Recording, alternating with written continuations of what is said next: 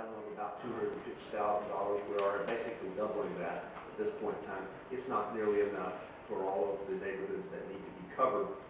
The issue today is not which neighborhoods are on the list. The list was provided to you just simply to show the level of encouragement and support across the city that many of our neighborhoods ask for. So I would encourage you to vote for the funding at this point in time, and then let's move forward to find additional funding and extra equity in the program as we move forward. Thank you. Mayor Pro Tem Gonzalez.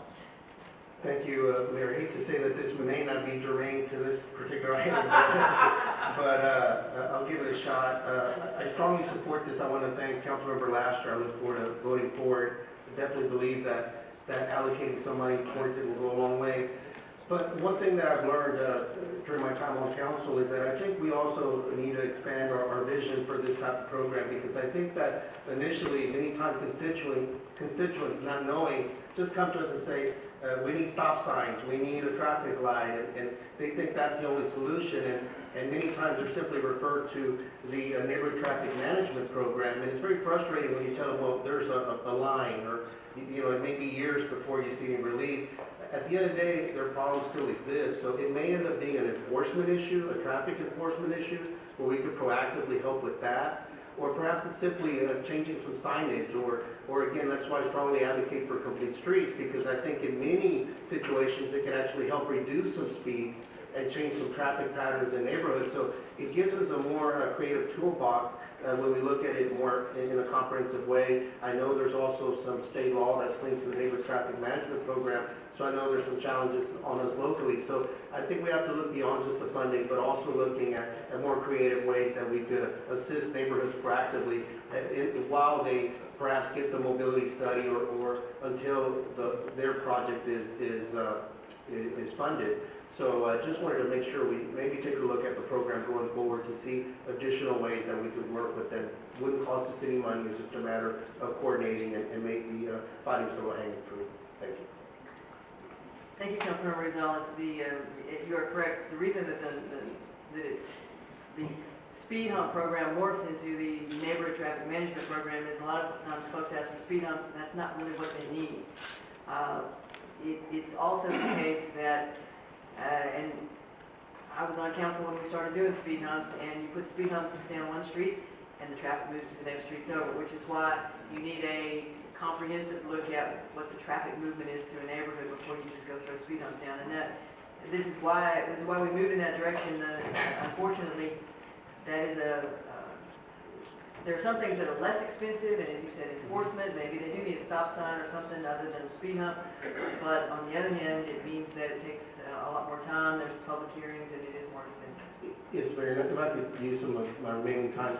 And you're absolutely right. I think the challenge becomes when we sometimes defer them until their project does come up on the list. We're not maybe proactively working with communities to find some of those temporary solutions until we get to some funding that could help with some broader changes. And I think that's where perhaps we can find a way to better coordinate with neighborhoods and maybe meet with them, because sometimes what we end up saying is just you have to get on the list and then we'll kind of address your problems. I'm not saying we do work with neighborhoods, but there's not a clear process sometimes, and so I think that would be helpful. Thank you. Councilmember Green. Thank you, Mayor.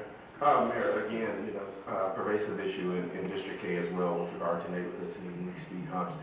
And I think that this is one of the opportunities that I think where grant dollars in the instances of either public safety or infrastructure should be looked at with regard to funding. I know we're not as aggressive as I think we should be in the public works arena in going after grant dollars to supplement our existing either CIP, rebuild, or whomever our funding streams. And so because this issue is broad, where it's in the infrastructure domain, it's in the public safety domain, there may be some opportunities out there, but we have to look for them to bring them into the fold. So I would just urge that perhaps we take a look and see if there is anything out there to assist us with these type programs, because these are, as you can see, are very popular and very, very important to our neighborhoods. Thank you. Councilmember Adams. Thank you, Mayor. Again, I just want to emphasize that the funding is needed for this program. And again, compliment Councilmember Nassar for looking at the line item to know additional monies are needed. But also we need to look at that this is the program was, I want to say, revamped or reorganized, based on, like Councilmember Gonzalez said, was state law 2.5 years ago. And you notice the list from 2010 that we have had communities prior to 2010 that was deleted because we had to start over.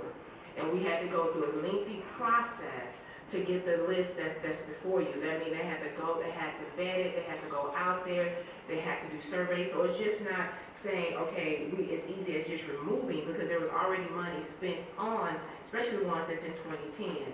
And so, and I just want to make sure that that's noted for the public, because we have like Devonshire and D, as well as Museum Park. And let me talk about Central City, why this is so important concerning this traffic mitigation program.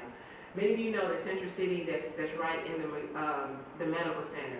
And when they built the new parking lot, so that means you had the medical center surrounded Central City, that's right in the middle. So we have just traffic going in and out of Central City, in and out, parking, in and out. So they was being inundated by cars that was parking. Due to this program that's before you, Central City now, they will have, we will hopefully be passing in the next 60 days, the permanent traffic mitigation devices to prevent traffic from coming in and out like they have done in the past. So this is a very, very important program, but it wasn't speed cushion, it wasn't speed humps. It's actually, blocking out streets and making them one way. So it's more in detail than just, saying, because a lot of work went into, for instance, like in Bonham Acres, which is J, Councilmember Laster, before them, to be right here, that means they had to already have applied for the program, that Public Works had gone out there and done the study, that there's a lot. So would you go back out and say, okay, we're gonna go back and revamp the list and all the money that we've spent on that program to take it away? So when they come before a committee, we really need to look at how we're going to do that, because you have communities that's been on here since 2010 that have started with a new program. So how do we do that? So I just want to make sure when we come before committee that we look at ways of the hows. And Mayor Parker was here then, and it was a wonderful program that was initiated. And I think it's something, but is $500,000 enough? I would have supported just $750,000. Because there is a lot of programs that this needs to be funded. So how do we go back and tell our community, no, not right now, you have to wait another 5 or 6 or 7 years. So, and because it worked for District D, and I can say that, but Central City, it is a wonderful program that just before we're just filling out the application and somebody saying yes or no. They did extensive surveys, and, in Public Works, there's man hours, time, overtime, doing public hearings. There's a lot going into this program. So I support the program, support the funding. Thank you, Mayor, for allocating the additional funds for this program, because it is needed. But I think when we come back to committee, there needs an extensive education on how do we move forward with new communities, or even with the current existing communities that's listed right here today. Councilmember Davis. Thank you, ma'am. Councilmember Adams, you just asked, how do you go back to communities and say, no, not now? My question is, how do you go to my constituent and tell them on the phone, we don't do that, and don't add another alternative for them? That's my question. And it's a rhetorical question, so I don't need an answer. But I do support this. I'm going to say it again. I 100% support this. I just want the playing field to be even. And when my staff call Public Works and ask them this question, they just say, oh, we don't do it anymore. So I know they're not giving the information to the public. So again, Mayor, I applaud you for your efforts, and I thank you. Because this is needed. I just, maybe it was council members before me, I don't know. They didn't get the information out. But that's one of my bullet points for today, to make sure we get the information out about how to apply for the speed cushion program. That's one thing I've received from this segment this morning. But again, and I don't want to interrupt what other district council members have going on, but I've been sitting here to do one thing, and that's make sure that my constituents are being heard. And so, with all fairness, you must give me that. So I plan to support this, Mayor. and move forward. And I look forward to working with you all. Again, Councilmember Laster, I appreciate this. And now maybe I can sit you down and get information on how to move forward and have town hall meetings within District B on how to set up hearings and application and so on and so forth. Again, I'm not being adversarial. I just wanted to make sure that we all understand where the District B council member stands for his constituents. Thank you. I think it would be helpful, council members, if we all, instead of referring to the speed cushion program, refer to the neighborhood traffic management program, because Mayor Pro Tem Gonzalez made an excellent point in that we don't just go throw speed cushions out. It is. Yes, ma'am. And that's part of my information that I get. Councilmember Brown. Thank you, Mayor. Through the Houston Galveston Area Council and the city and county have contracted some consultants to do mobility studies around the city, and they've divided it up area by area. Part of my district, the eastern part, already has a company that's been contracted, and they had this town hall meeting, and hardly anybody showed up, but we're communicating with them and seeing if we can facilitate them getting information about the community's needs within that area so that they can do these mobility studies. And they're supposed to have recommendations to the city on where traffic management needs to go in and put medians or stop signs or traffic signalization, et cetera, et cetera. How can we utilize this process that obviously we're going through with these consulting companies to perhaps even save dollars to where we're not spending so much on the studies, because we already have the consulting company going out and doing that. We don't want to double up on that expense, so that we're actually doing more with our dollars in terms of actually installing these speed cushions or medians or whatever we need to mitigate the problem. It's not always speed cushions as the result. I concur. Councilmember Brown, that's an excellent point.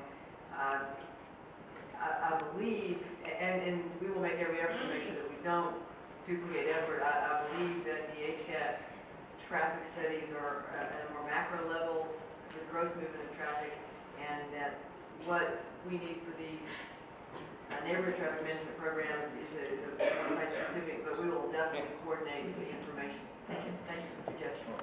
Vice Mayor Pro Tem Bradford. Thank you, Mayor. Just point of information, the item on the floor is an allocation of $1,000 from the Police Consolidation Fund to simply fund the program. It has nothing to do with the list. What is before us, the vote is minus the list entirely. So having said that, I'm going to move that we move forward, and I do support the item because I like the $750,000, $1 million in the program. So it's really good that we have the item in chief on the table. I move that we get to that. Thank you.